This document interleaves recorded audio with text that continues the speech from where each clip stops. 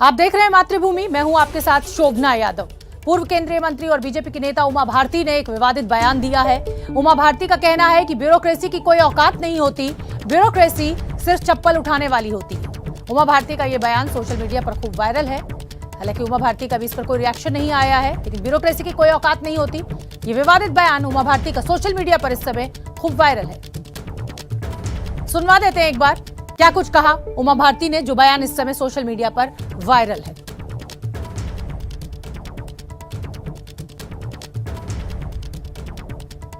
नेता ही घूमने देते हैं ऐसा। आपको गलत फहमी है। ब्यूरोक्रेसी कुछ नहीं होती, चप्पल उठाने वाली होती है। चप्पल उठाती है हमारी।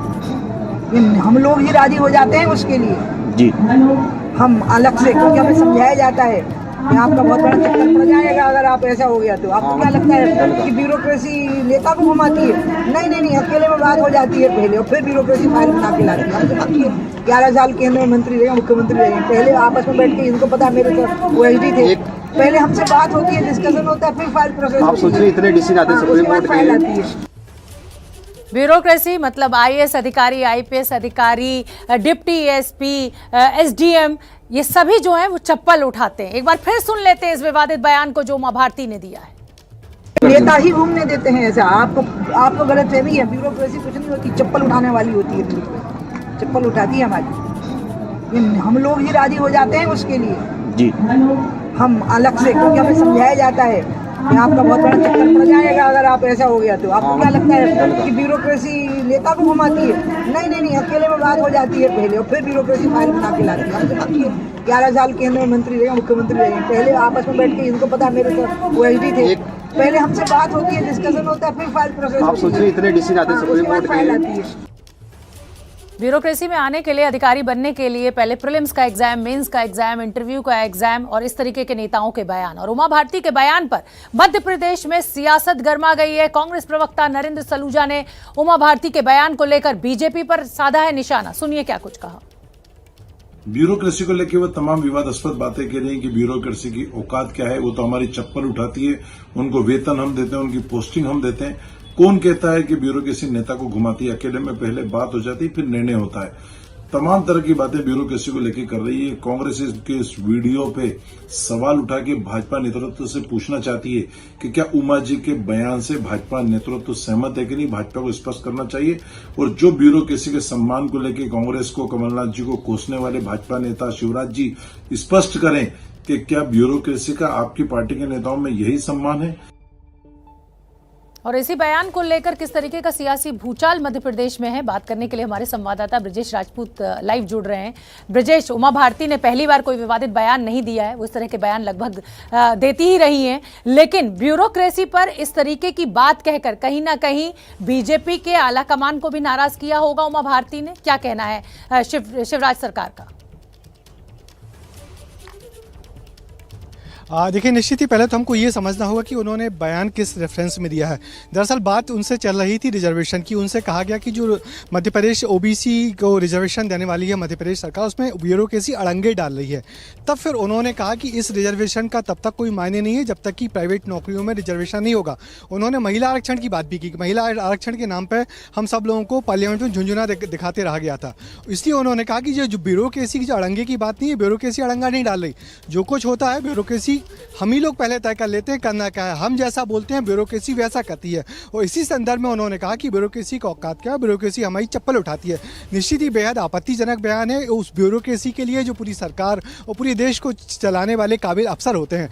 तो इस बात को लेकर उमा भारती ने जो इतना बड़ा बयान दिया, उसके बाद अब बीजेपी के तमाम नेता उस पर कुछ भी प्रतिक्रिया देने से बच रहे हैं। हालांकि कांग्रेस हमलावर हो गई है। कांग्रेस ने कहा है कि बीजेपी के नेता साफ करें, उमा भारती साफ करें, क्या वो ब्यूरोक्रेसी का सम्मान करती हैं या ऐसा ही अपमानजनक व्यवहार करती रहेंगी। एक बड़ी बात यह भी है कि उमा भारती पिछले कुछ समय से मध्य प्रदेश की सरकार और शिवराज सिंह और तमाम संगठन से नाराज भी चल रही हैं। अभी उन्होंने 2 दिन पहले प्रेस कॉन्फ्रेंस करके कहा कि मध्य प्रदेश में नशाबंदी होनी चाहिए, और मैं 15 जनवरी तक का समय दे रही हूँ वीडी शर्मा और शिवराज सिंह को। यदि 15 जनवरी तक नशाबंदी नहीं हुई तो मैं लठ लेके निकलूंगी। तो उन्होंने अपने तेवर दिखा दिए हैं। और मिलाकर ब्रजेश, आप ये कह रहे हैं कि इंटेंशन उनकी खराब नहीं थी, वो कुछ और कहना चाह रही थी, शब्दों का चयन गलत हो गया। लेकिन ये तो समझना पड़ेगा कि आप अगर इस तरह का बयान देती हैं कि चप्पल उठाते हैं, बात पहले ही हो जाती है। एक ब्यूरोक्रेट, आप भी जानते हैं, प्रीलिम, एग्जाम, मेंस, इंटरव्यू, एक लंबी चौड़ी प्रक्रिया से गुजर कर यहां तक पहुंचता है और एक सरकार की रीढ़ की हड्डी होता है। अगर एक बीजेपी का वरिष्ठ नेता इस तरीके का बयान देता है तो कहीं ना कहीं डैमेज कंट्रोल के लिए बीजेपी को आगे आना पड़ेगा, क्योंकि तमाम ब्यूरोक्रेसी नाराज होगी इस बयान से। बिल्कुल निश्चित ही ब्यूरोक्रेसी जो सारे बड़े अफसर हैं जिन लोगों से हमारी बात हुई है सब बहुत आपत्ति जता रहे हैं कि ऐसा कैसा बयान दे रही हैं। जो मध्य प्रदेश की पूर्व मुख्यमंत्री रही हैं, 12 साल तक केंद्रीय मंत्री रही हैं, वो जानती हैं कि सरकार कैसे चलती है, कैसे चलाई जाती है और कैसे काबिल अफसर इन नेताओं के साथ होते हैं। तब ये नेता कहीं जाके इतने बड़े बड़े फैसले ले पाते हैं और फैसलों को इम्प्लीमेंट तो करने का काम तो ब्यूरोक्रेसी का होता है। तो उसके खिलाफ इतनी बड़ी बात कहना निश्चित ही बहुत आपत्तिजनक है, सबको आपत्तिजनक लग भी रहा है। और बड़ी बात वही है कि मध्य प्रदेश में कभी इस तरीके की ब्यूरोक्रेसी रही नहीं है जैसे हम बिहार में और या दूसरे प्रदेशों में देखते हैं कि नेताओं के लिए खैनी बनाती थी वगैरह वगैरह। मगर मध्य प्रदेश की ब्यूरोक्रेसी बहुत साफ सुथरी और बेहतर ब्यूरोक्रेसी रही है। तो थोड़ा सा मैं आपको करेक्ट करना चाहूंगी। थोड़ा सा मैं डिफर कर रही हूँ ब्रजेश आपसे। देखिए, पूरी ब्यूरोक्रेसी के लिए ये नहीं कहा जा सकता कि बिहार की ब्यूरोक्रेसी, क्योंकि एक दो अधिकारी जो है, जैसे एक मछली पूरे तालाब को गंदा करती है, लेकिन उमा भारती का एक बार वो बयान सुनना बेहद जरूरी हो जाता है। ब्रजेश हमें बता रहे हैं कि आरक्षण के कंटेक्स्ट में ये बातचीत चल रही थी और ज्यादा बोलते बोलते कहीं ना कहीं ये उमा भारती के मुंह से निकल गया। सुन लेते हैं एक बार। नेता ही घूमने देते हैं ऐसा। आपको गलतफहमी है। ब्यूरोक्रेसी कुछ नहीं होती, चप्पल उठाने वाली होती है। चप्पल उठाती है हमारी। हम लोग ही राजी हो जाते हैं उसके लिए जी, हम अलग से, क्योंकि हमें समझाया जाता है कि आपका बहुत बड़ा चक्कर पड़ जाएगा अगर आप ऐसा हो गया तो। आपको क्या लगता है कि ब्यूरोक्रेसी नेता को घुमाती है? नहीं, अकेले में बात हो जाती है पहले और फिर ब्यूरोक्रेसी फाइल बना के लाती है। हमसे बाकी 11 साल केंद्रीय मंत्री रहे, मुख्यमंत्री रहे, पहले आपस में बैठ के, इनको पता है मेरे साथ वो एसडी थे, पहले हमसे बात होती है, डिस्कशन होता है, फिर फाइल प्रोसेस। आप सोचिए इतने डिसीजन आते हैं, सुप्रीम कोर्ट फाइल आती है। ब्रजेश राजपूत, अमूमन देखिए सरकार जो है, सत्ता जो है 5 साल पे बदल जाती है, नेता बदल जाते हैं, मुख्यमंत्री बदल जाते हैं, 2 टर्म भी हो जाते हैं कभी कभी, प्रधानमंत्री के, मुख्यमंत्री के, मनमोहन सिंह के हुए, मोदी जी के हैं। लेकिन जिस तरीके का बयान उमा भारती ने दिया है, ब्यूरोक्रेसी तो एक लंबे समय तक काम करती है, ब्यूरोक्रेसी का गुस्सा उन्हें जरूर झेलना पड़ेगा।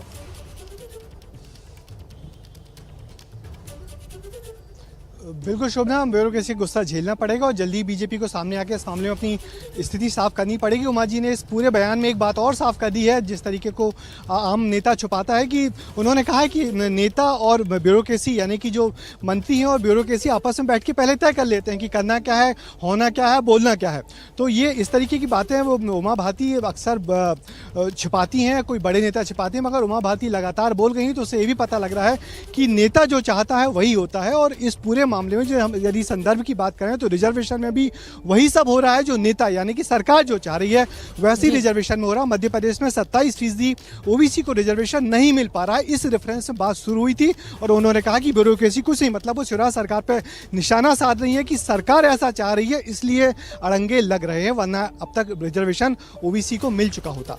मैंने 2 लोगों को नाराज कर दिया है। एक तो सत्ता को तो उन्होंने नाराज कर ही दिया है, अपनी पार्टी के मुख्यमंत्री हैं, उन्हीं की पार्टी की सरकार है, और दूसरी तरफ ब्यूरोक्रेसी। बहुत बहुत धन्यवाद ब्रजेश राजपूत हमसे बात करने के लिए। हमें 8 स्टूडेंट्स की जान चली गई जबकि 6 लोग घायल हो गए। रूस के पर्म स्टेट यूनिवर्सिटी में एक शख्स ने अंधाधुंध फायरिंग शुरू कर दी। गोली से बचने के लिए छात्रों और टीचर्स ने खुद को कमरे में बंद कर लिया। बचने के लिए कुछ लोगों ने इमारत से छलांग तक लगा दी। ये तस्वीरें देखकर आपको अंदाजा लग रहा होगा कि डर के चलते किस तरीके से लोग इमारतों से कूद रहे थे। और खबर यह है कि हमलावर इसी यूनिवर्सिटी का छात्र है, उसे हालांकि अभी काबू में कर लिया गया है। हम आपको बता दें कि पर्म स्टेट यूनिवर्सिटी में कई भारतीय छात्र मेडिकल की पढ़ाई कर रहे हैं।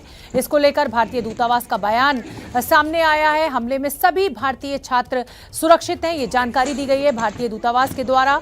हमले में किसी भारतीय को कोई नुकसान नहीं पहुंचा है, लेकिन 8 छात्रों की जान इस पूरे हमले में चली गई है। आप इन तस्वीरों को देखकर अंदाजा लगा सकते हैं। और जिस आदमी ने ये गोलीबारी की वो इसी यूनिवर्सिटी का था। और हम आपको बता दें, इस खबर पर हमारी नजर बनी हुई है, जहां AIMIM के अध्यक्ष असुद्दीन ओवैसी आज दौरे पर हैं। इस दौरान ओवैसी ने गुजरात की साबरमती जेल में बंद बाहुबली अतीक अहमद से मुलाकात करनी चाहिए, लेकिन जेल प्रशासन ने ओवैसी को मुलाकात की इजाजत नहीं दी। अतीक अहमद से मुलाकात की इजाजत न मिलने पर ओवैसी भड़क गए और ओवैसी ने ABP न्यूज से खास बातचीत में योगी सरकार पर जमकर निशाना साधा। सुनिए क्या कुछ कहा। दिन गुजरात में आए, यूपी की राजनीति का रास्ता क्लियर करने आए थे, अतीक अहमद से मिलने आए थे, मिल नहीं सके, क्या रास्ता क्लियर हुआ कि नहीं? नहीं, देखिए, हम गुजरात को आए तो गुजरात की राजनीति करने आए, गुजरात की जनता का शुक्रिया अदा करने आए कि उन्होंने कॉरपोरेशन के चुनाव में अहमदाबाद में, गोधरा में, मोडासा में, भरूच में हमको अपनी वोट से, अपनी दुआओं से नवाजा और हमारे कॉरपोरेटर से मुलाकात करने आए, उनका काम कैसे चल रहा है उनका जायज़ा लेने। और विधानसभा का चुनाव 12-13 महीने में है गुजरात में, उसकी तैयारी कैसे कर रहे हैं, संगठन कैसा है। और जब अहमदाबाद आए तो अतीक साहब या साबरमती जेल में है, तो हमने लेटर लिखा था सुप्रीटेंडेंट साहब को, उन्होंने हमको मिलने की इजाज़त नहीं दी। हम जेल जाकर सुप्रीटेंडेंट साहब से मिलना चाहते थे कि सबको मिलने दिया जा रहा है, हमको क्यों नहीं मिलने दिया जा रहा है। तो यहाँ पर पुलिस ने रोक दिया, डिटेन करेंगे। तो ठीक है, ये मैसेज जा चुका है यूपी की जनता को कि हमको बीजेपी सरकार अतीक से मिलने नहीं दिया। अतीक अहमद को टिकट मिलेगा आपकी ओर से? क्यों नहीं मिलेगा, क्यों नहीं मिलेगा, बराबर मिलेगा। अगर वो चाहते हैं तो बराबर देंगे। वो तो जेल में। अरे भाई, तो इलेक्शन लॉ के तहत तो वो अभी उनको इजाजत है ना लड़ने की, अगर वो चाहते हैं देंगे। गुजरात में चुनाव लड़ेगी आपकी पार्टी? बिल्कुल लड़ेंगे। तो किस लिए आए हैं? आए तो इसीलिए है ना, मौसम देखने तो नहीं आए ना अहमदाबाद का, चुनाव लड़ने के लिए, तो तैयारी करने के लिए आए, लड़ेंगे इलेक्शन। कांग्रेस बता रही है कि आप उसके वोट तोड़ने के लिए आ रहे हैं। अरे कांग्रेस खुद टूट चुकी है, टूटी हुई है। क्या क्या कांग्रेस बोल रही है हमको? भाई तुम्हारे 30 से ज्यादा तुम्हारे एमएलए भाग जाते हैं बीजेपी में, हमसे पूछ के गए क्या? 1984 से यहाँ कोई मुस्लिम एमपी जीतता नहीं हमारी वजह से। तो अतीक अहमद को टिकट भी देंगे और हम गुजरात में चुनाव भी लड़ेंगे, असुद्दीन ओवैसी का बड़ा दावा। पिछले 3-4 दिनों से देश के नेताओं की जुबान पर अभिनेत्री राखी सावंत का नाम चढ़ा हुआ है। पहले आम आदमी पार्टी के राघव चड्ढा ने सिद्धू की तुलना राखी सावंत से कर दी, तो अब उत्तर प्रदेश विधानसभा के स्पीकर हृदय नारायण दीक्षित ने बापू को लेकर विवादित बयान दिया और तुलना राखी सावंत से कर डाली। अब इस पूरे विवाद पर हमारे रिपोर्टर रवि जैन ने राखी सावंत से बात की है, सुन लेते हैं क्या कहना है राखी सावंत का और नेता उन्हें क्यों इतना याद कर रहे हैं, इसका जवाब भी ले लेते हैं।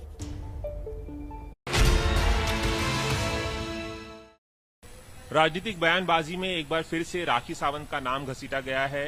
उत्तर प्रदेश के विधानसभा अध्यक्ष हृदय नारायण दीक्षित ने एक बयान दिया है और कहा है कि अगर कोई कपड़े उतारने से महान हो जाता तो राखी सावंत भी महान हो जाती।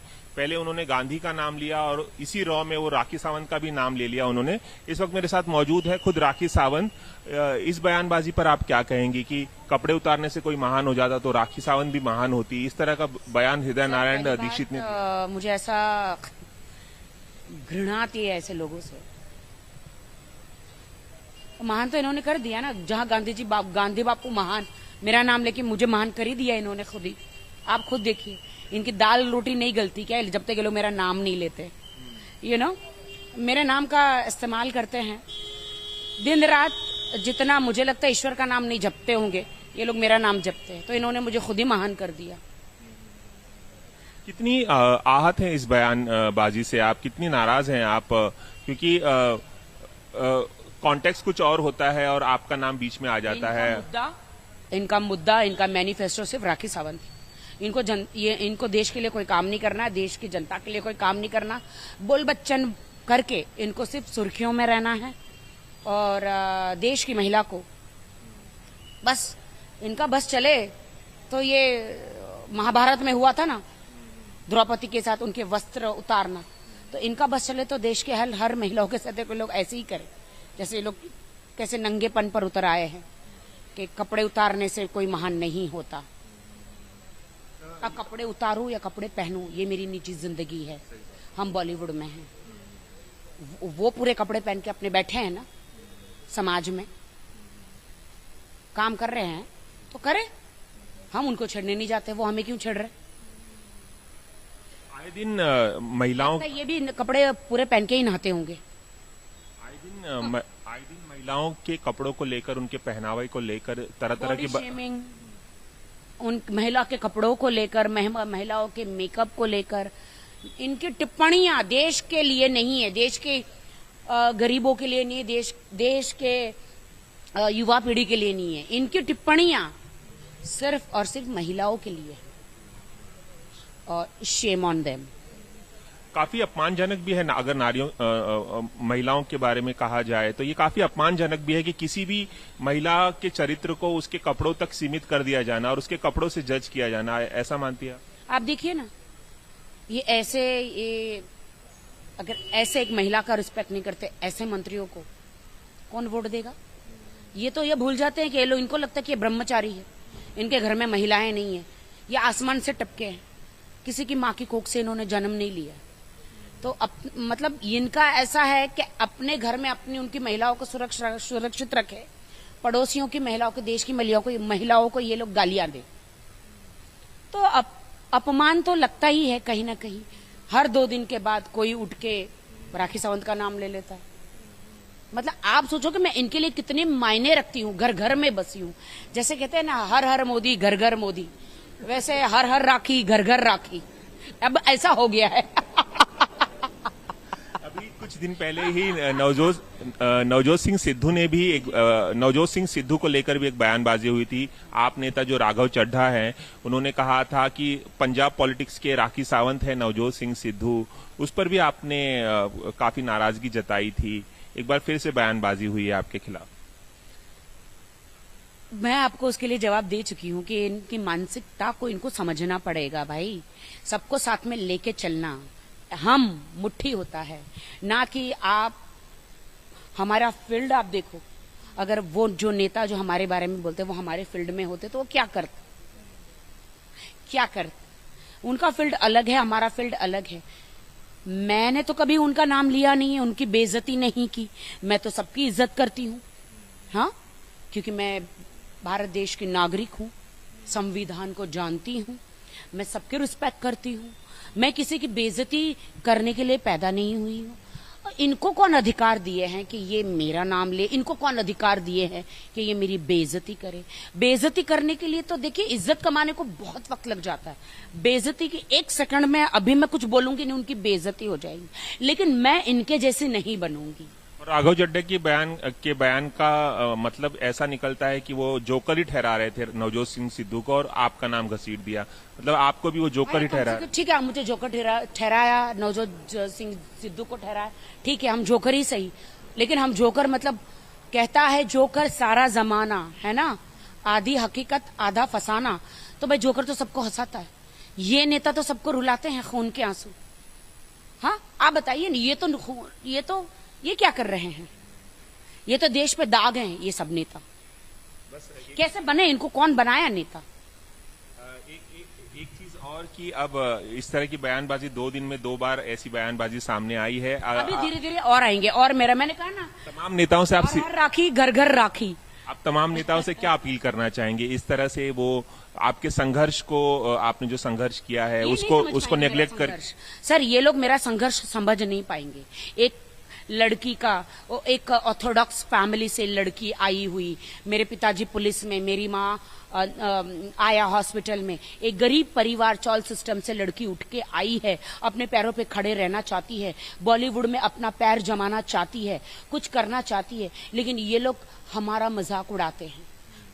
अब मैं इनको भगवान भरोसे छोड़ देती हूँ। और ऐसा हो रहा है कि जनता भरोसे, मैं इन नेताओं को जनता भरोसे और भगवान भरोसे छोड़ देती हूँ, क्योंकि कोई ना कोई ईश्वर का बेटा या बेटी मेरे लिए खड़ा होगा और मेरे लिए जरूर लड़ेगा।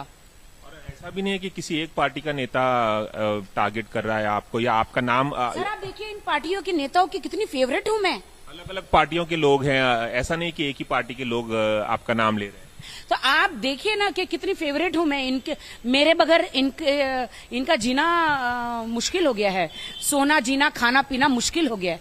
तो ये दिन रात निद्रा में भी मुझे देखते हैं। तो आप सोचिए कि मैं इनके लिए कितनी महान हूं, मैं इनके लिए कितनी इंपॉर्टेंस रखती हूँ। वैसे देश की, मुझे ज्यादा बोलने की जरूरत नहीं, देश की जनता हमारी बहुत बहुत अच्छी है। देश, मेरे बॉलीवुड के सेलिब्रिटी और देश की जनता, इनको सबको मुंह तोड़ जवाब देंगे। और अच्छे नेता भी हैं, ऐसे नहीं है। पूरी आम की पेटी में 1-2 आम सड़े हुए हो तो जरूरी नहीं कि सारे आम सड़े हुए होते हैं, नहीं। बहुत अच्छे अच्छे नेता भी हैं।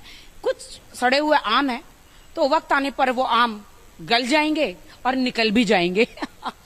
आप समझ गए मेरी बात को। चलिए, एबीपी न्यूज़ से खास बातचीत के लिए बहुत बहुत शुक्रिया। जी बहुत बहुत शुक्रिया। तो ये थी राखी सावंत, जिन्होंने हृदय नारायण दीक्षित के बयान पर अपनी नाराजगी जताई और उन्होंने नवजोत सिंह सिद्धू वाले राघव चड्ढा के बयान पर भी नाखुशी जाहिर की है। और उन्होंने कहा है कि नेताओं को बचना चाहिए इस तरह से कंपैरिजन करने से पहले। और एक बात, मेरे जो हस्बैंड है रितेश कुमार सिंह, वो इन नेताओं को इतना मुंह तोड़ जवाब दे रहे हैं। उनके साथ में देश की जनता और हमारे बॉलीवुड सेलिब्रिटीज और बहुत सारे और भी नेता है, वो इन ऐसे पाखंडी नेताओं को जवाब दे रहे हैं सोशल मीडिया पर, सोशल मीडिया पर। यस, के जरिए। जी जी जी। चलिए राखी, बहुत बहुत थैंक शुक्रिया। You, thank you. Cameraman Ravi Panchal के साथ रवि जैन, एबीपी न्यूज, मुंबई। बात कोलकाता की, जहां भारी बारिश की वजह से जनजीवन बुरी तरह बेहाल हुआ। रोड पर पानी भरा हुआ है, आने जाने में दिक्कतों का सामना करना पड़ रहा है। नागरिकों को एयरपोर्ट पर आवाजाही को रोकना पड़ा है।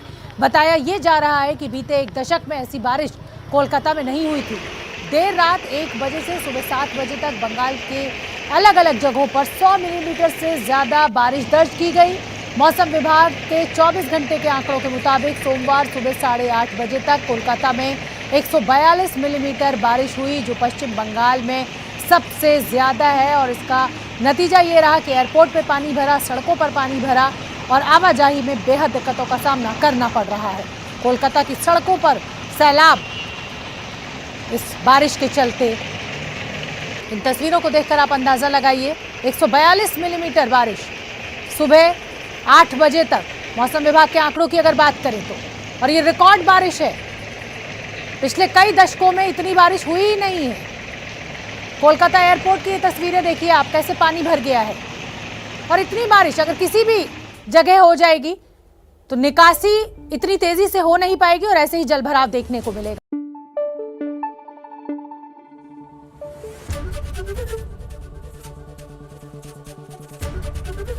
एबीपी न्यूज आपको रखे आगे।